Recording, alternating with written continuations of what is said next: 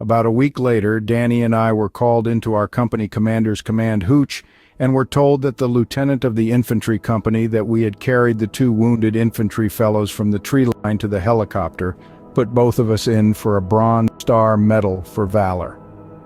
Danny and I looked at each other. Bronze Stars, especially for valor, were usually reserved for the infantry and other ground troops. Plus, we were doing nothing really special to deserve the medal for valor. The major went on, "It seems you two ran across a minefield 4 times to rescue the two wounded. The two fellows were wounded in that same minefield you two ran across." Danny and I looked at each other again.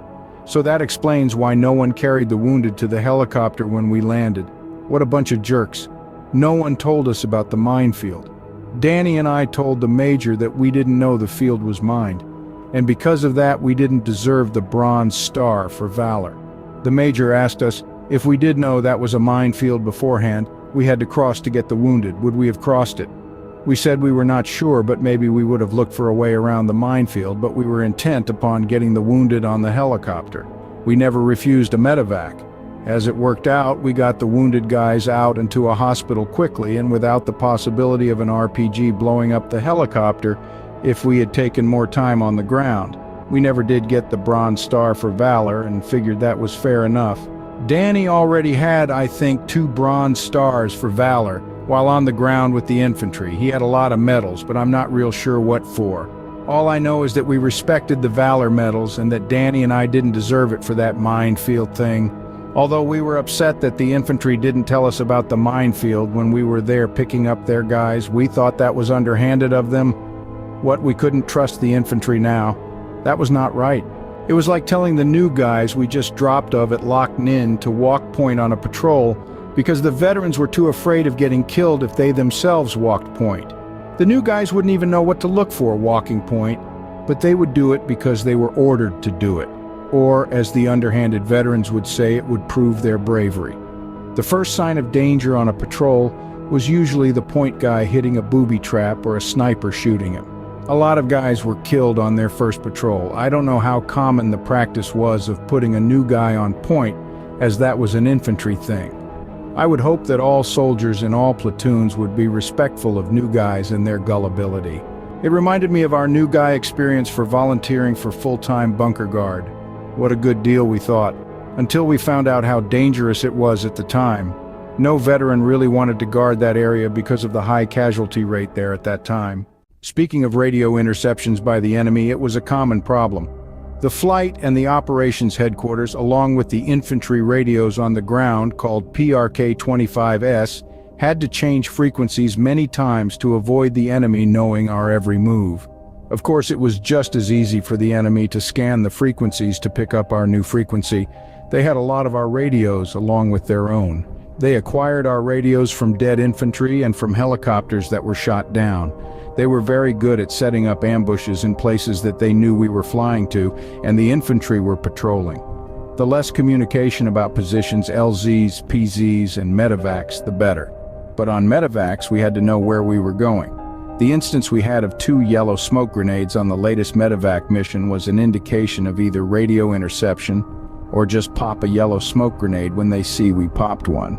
One location would be where the wounded would be, and the other would be where we would all be killed when an RPG blew up the helicopter at close range. We could radio to the infantry, for instance, a Papa Ultra radio required, which could be a code to pop a purple smoke. Maybe. It gets pretty dicey out there, the games people play. Anyway, we got lucky that time, and so did the wounded. One of the first requirements of the gunner and crew chief when shot down is to open the AC and pilot's doors. Then to pull the radios out of the front of the helicopter and to pull the machine guns and ammo off the helicopter. That is so that the NVAVC do not capture those items. I was shot down, or I should say my helicopter was forced to make an unscheduled stop on the ground due to bullet holes hitting important mechanical items in the helicopter, making an immediate emergency landing necessary, sometimes a half crash. The last one was a mid-air collision. In any of these cases, we grabbed our M16S and a bandolier of 10 full clips of ammo for them, and then we opened the pilot's doors and they jumped out with their newly assigned M16S and ammo and find a place nearby and waited some time before the next move. If no one is shooting at us, the AC will radio our approximate position. If he didn't already do that, we will grab the radios, machine guns, and ammo and prepare to defend ourselves. We will stay in the area of the helicopter if possible for rescue. If we are flying with another helicopter or group of helicopters, our rescue is usually very quick. If we are flying as a lone helicopter, we could be in big trouble. Someone will get to us first. Either we will be rescued or we'll be killed. No in-between stuff. Radioing our position at the time of our forced landing can by radio monitoring work both ways. We gave an SOS position to our headquarters and maybe to the NVAVC at the same time. Single helicopter flights are dangerous. One is always flying over enemy territory, and when one is forced down, it is usually by enemy fire directly below. Not good odds. The crew chief flies only on his own helicopter. The pilots, ACs, and gunners rotate a lot. In my 9 months of flying combat missions in helicopter assault companies, I probably had about 12 different gunners and about 30 different pilots. Gunners quit flying a lot due to, "This is more dangerous than I thought," or wounds or being killed, or their tour of duty in Vietnam is up. The pilots change because of rotation of which ships they want or are forced by orders to fly on. They are wounded or killed, or they get infused, transferred to another helicopter company, or their tour of duty is up. Infusion is done so that each assault helicopter company has a sufficient number of veteran pilots and crew chiefs so that they can teach new pilots the art of flying combat and teach the new crew chiefs the art of shooting and what to look for mechanically under harsh combat conditions. Usually the pilots and crew chiefs are infused together into a new company. That way the new company has about 3 ready-to-go veteran crews flying missions right away. Unfortunately for super effective combat flying, the crews should have months of combat flying experience. A year would even be better. But usually crews are wounded or killed before their year tour of duty is up in Vietnam if they fly combat assaults the whole time. It's the law of averages at work. One of those crazy bullets will hit, or an RPG will hit the helicopter. If one flies long enough, something will get you. It's pretty much guaranteed. We were still on call for night missions. We had a very similar call for water and small arms ammo from an outpost that said they were being overrun. I think it was a Popular Forces camp with some special forces among them. Popular Forces were armed civilian Vietnamese people trying to defend their village against the NVAVC, which to me was impossible if the NVAVC really wanted to wipe them out.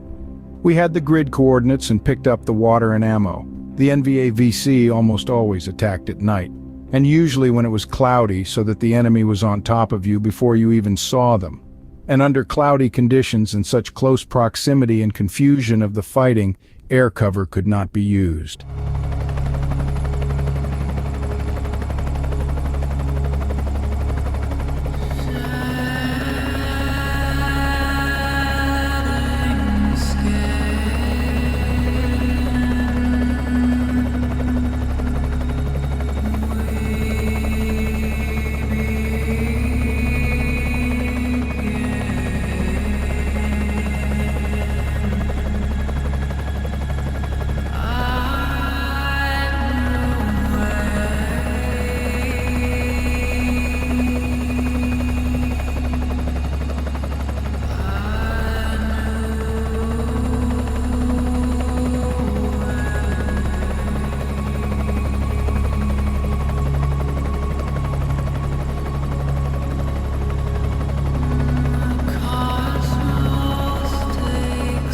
The red lens flashlights we used were out checking the map where we were supposed to go. The red lenses were used so that we would not lose our night vision. We plotted a compass course that should lead to the camp getting overrun. The trouble at night is that you could see no landmarks that we used to figure out where we were going. There were no lights down there once you flew over the country areas, and no air beacons once away from the major base camps. We were supposed to find a strobe light set in a tree as an area to land in at the camp. Usually we could find the battle by the explosions and tracers going back and forth.